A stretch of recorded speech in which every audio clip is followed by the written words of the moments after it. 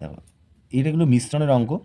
দুই প্রকার মিশ্রণে তেল ও জলের অনুপাত 1:2 এবং 3:2। এই দুই প্রকার মিশ্রণে কি অনুপাত মেশালে তেল ও জলের অনুপাত 2:3 হবে।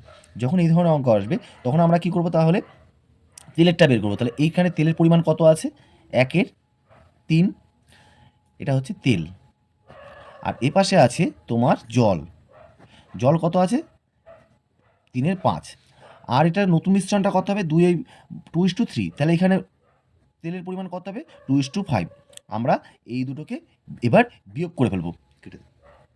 বিয়োগ করলে আমরা পাচ্ছি, দেখো 1/5 আর এটা -1/15। এবার এই দুটো কোনাকুনি গুণ করে দেবো, তাহলে গুণ করে দিলে কি হবে, 15:5।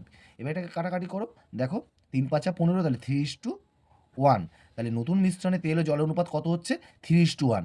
এই দেখো এই উত্তরটা আমাদের এইটা হবে। খুব সহজে হয়ে গেল।